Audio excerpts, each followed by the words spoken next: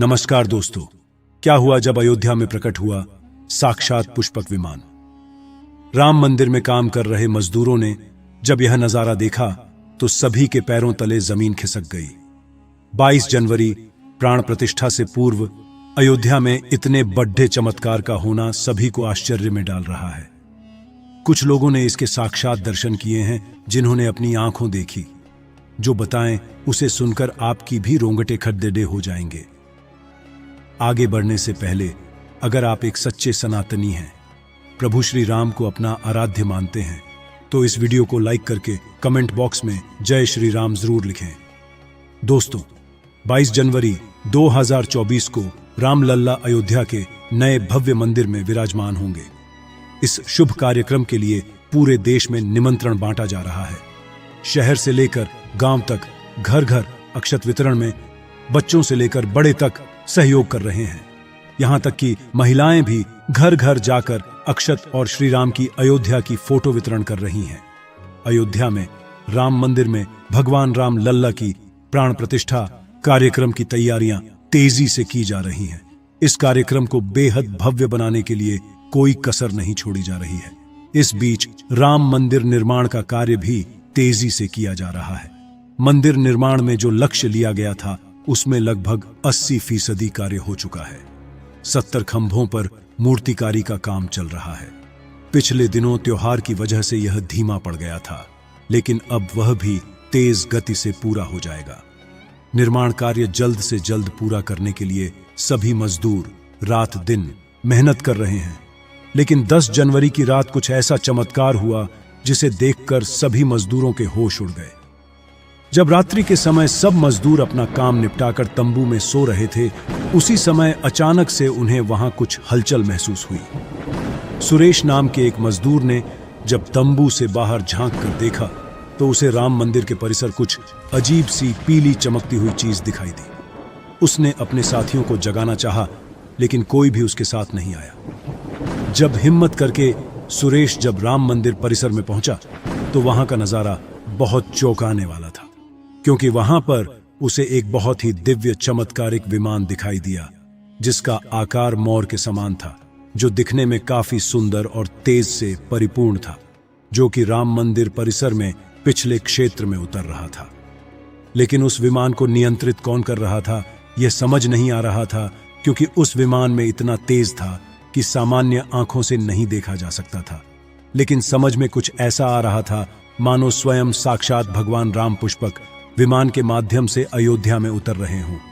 सुरेश ने यह चमत्कार अपनी आंखों से देखा, लेकिन अचानक से ही वह बेहोश हो गया, क्योंकि वह उसके तेज को कुछ सहन नहीं कर पा रहा था। सुरेश जब सुबह उठा तो वह उसी स्थान पर मौजूद था और उसके साथ ही मंदिर निर्माण कार्य पूरा करने के लिए जा रहे थे। उसने सभी को रोककर रात्रि की सच्चाई बताई, लेकिन सभी उसकी हंसी उड़ा रहे थे। लेकिन सुरेश मन ही मन समझ चुका था कि प्रभु श्री राम अयोध्या आ चुके हैं। ये उसके लिए सौभाग्य था कि उसे इतना सुंदर दृश्य देखने को मिला, जहां शायद उसने साक्षात पुष्पक विमान के दर्शन किए थे। यानी कि प्राण प्रतिष्ठा से पहले अयोध्या प्रकट हुआ साक्षात पुष्पक विमान। दोस्तों, देश के अलग अलग हिस्सों में कई बार अजीब सी आकृति के विमान देखे गए हैं, जिनका संबंध कई बार तो एलियन के साथ जोड़कर भी देखा जाता है। यानी कि अयोध्या में उस रात्रि को मोर की आकृति का विमान देखना वास्तव में प्रभु श्री राम का ही कोई संदेश हो सकता है। लेकिन क्या यह विमान सचमुच में पुष्पक विमान है? इसकी आखिर क्या गारंटी है?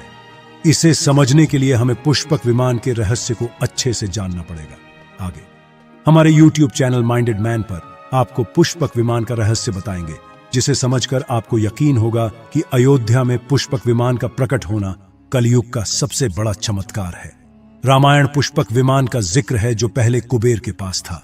इसके बाद रावण ने उसे अपने सौतेले भाई कुबेर से लंका समेत बलपूर्वक हथिया लिया था। फिर रावण इसी के जरिए कहीं भी आता जाता था। रावण को हराने के बाद यह विमान श्री राम के पास आ गया। वह जीत हासिल करने के बाद इसी विमान के कहीं जगह होते हुए अयोध्या पहुंचे थे। रावण ने इसी के जरिए पंचवटी आश्रम से सीता का हरण किया था और उन्हें उस पर बिठाकर लंका ले गया था।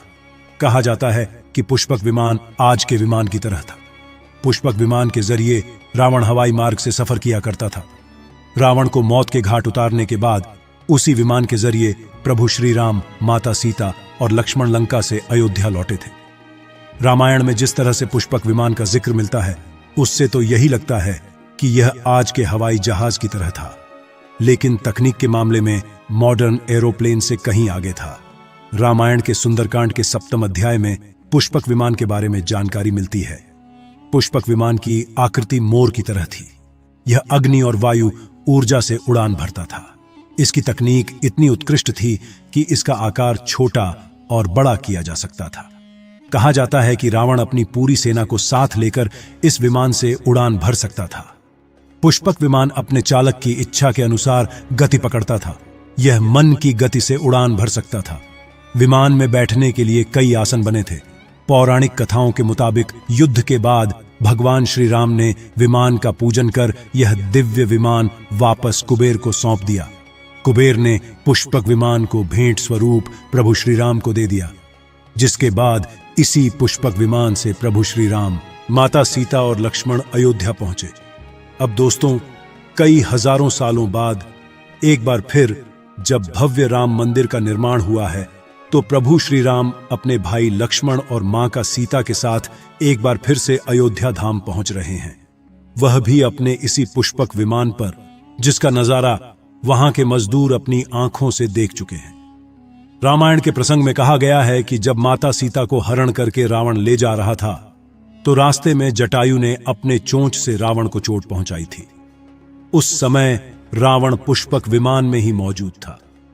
इसके बाद रावण ने तलवार से जटायु को लहूलुहान कर दिया था।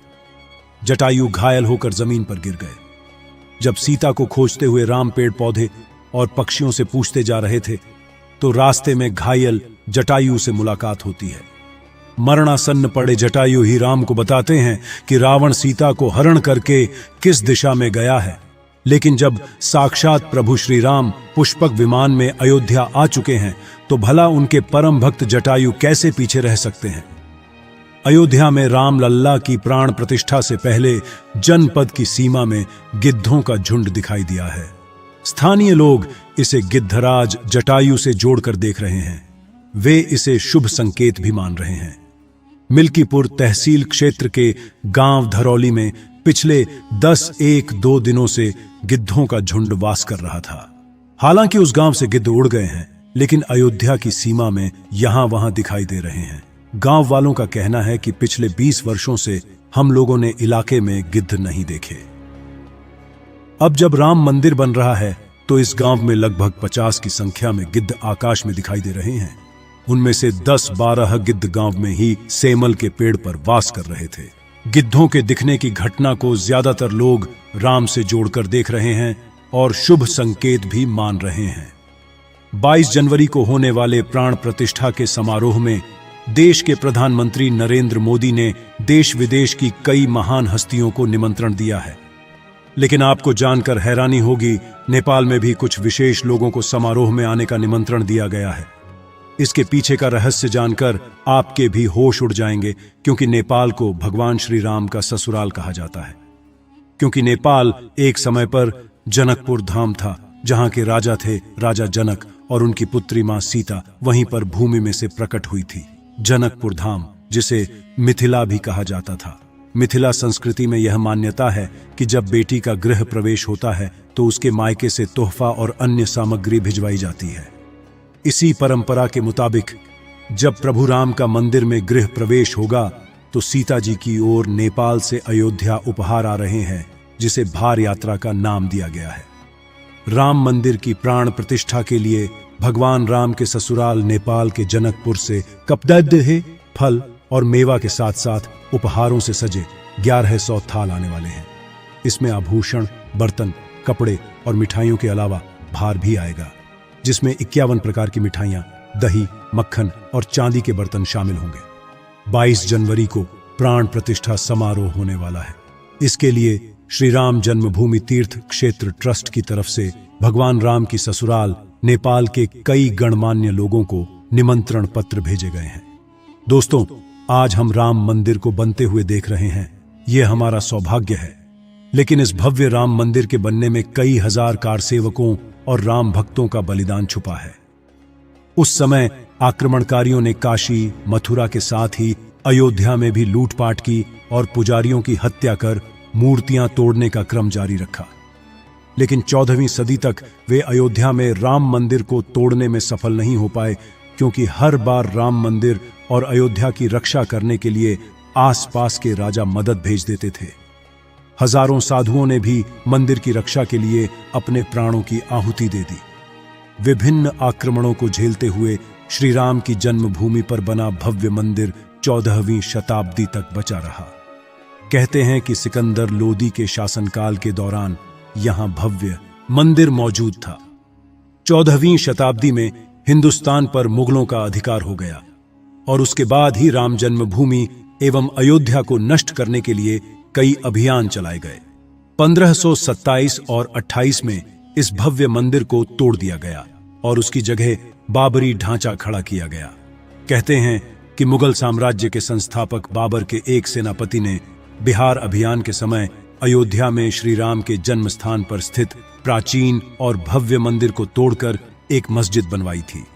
19 जनवरी 1885 को हिंदू महंत रघुबीर दास ने पहली बार इस मामले को फैजाबाद के न्यायाधीश पंडित हरिकिशन के सामने रखा था। इस मामले में कहा गया था कि मस्जिद की जगह पर मंदिर बनवाना चाहिए, क्योंकि वह स्थान प्रभु श्री राम का जन्म स्थान है। वर्ष 1947 में भारत सरकार ने मुसलमानों को विवादित स्थल से दूर रहने के आदेश दिए और मस्जिद के मुख्य द्वार पर ताला लगा दिया गया, जबकि हिंदू श्रद्धालुओं को एक अलग जगह से प्रवेश दिया जाता रहा। लेकिन सन 1917 में एक ऐसा चमत्कार हुआ जिसे देखकर मुसलमानों की भी आंखें खुल गईं। यह रामलल्ला का बहुत बड़ा चमत्कार था कि मस्जिद के अंदर से अचानक ही रामलल्ला की मूर्ति प्रकट हो गई। कुछ कट्टरपंथियों का कहना था कि कुछ हिंदू दलों ने रात्रि के समय चुपके से यहां पर मूर्तियां रखी हैं। 1940 में भगवान राम की मूर्तियां मस्जिद में पाई गई। मुसलमानों ने इस पर विरोध व्यक्त किया और दोनों पक्षों ने अदालत में मुकदमा दायर कर दिया। सरकार ने इस स्थल को विवादित घोषित करके ताला लगा दिया।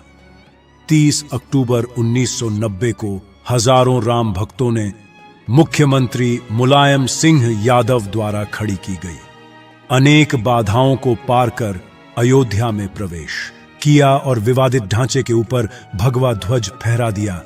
लेकिन 2 नवंबर 1990 को मुलायम सिंह यादव ने कारसेवकों पर गोली चलाने का आदेश दिया, जिसमें सैकड़ों राम भक्तों ने अपने जीवन की आहुतियां दी। सरयू तट राम भक्तों की लाशों से भर गया था। इस नृशंस हत्याकांड के बाद अप्रैल 1991 को उत्तर प्रदेश के तत्कालीन मुख्यमंत्री मुलायम सिंह यादव को इस्तीफा देना पड़ा। उस समय कोठारी बंधुओं के बलिदान की चर्चा खूब रही। दिसंबर 1992 को जब विवादित ढांचा गिराया गया, उस समय राज्य में कल्याण सिंह की सरकार थी। उस दिन सुबह करीब 10:30 बजे हजारों लाखों की संख्या में कारसेवक पहुंचने लगे। दोपहर में 12 बजे के करीब कारसेवकों का एक बड़ा जत्था मस्जिद की दीवार पर चढ़ने लगता है। लाखों की भीड़, दास को संभालना सभी के लिए मुश्किल हो गया। दोपहर के 3:40 पर पहला गुंबद भीड़ ने तोड़ दिया और फिर 5 बजने में जब 5 मिनट का वक्त बाकी था, तब तक पूरे का पूरा विवादित ढांचा जमींदोज हो चुका था। भीड़ ने उसी जगह पूजा अर्चना की और रामशेला की स्थापना कर दी। मुख्यमंत्री कल्याण सिंह का साफ आदेश था कि कार सेवकों पर गोली नहीं चलेगी। इस महान कल्याण सिंह जी को हम शाश्वत प्रणाम करते हैं। दोस्तों, राम मंदिर को बनता हुआ देखना सौभाग्य है, लेकिन जब भी हम इसके पीछे हजारों हिंदुओं का बलिदान देखते हैं तो हमारी आंखें नम हो जाती हैं। इस पूरी वीडियो को देखने के बाद आक्रमणकारियों के लिए आपकी क्या विचार है, इसे कमेंट बॉक्स में जरूर बताइएगा। हमारे महान शहीदों के लिए आपकी श्रद्धांजलि नीचे कमेंट बॉक्स में जरूर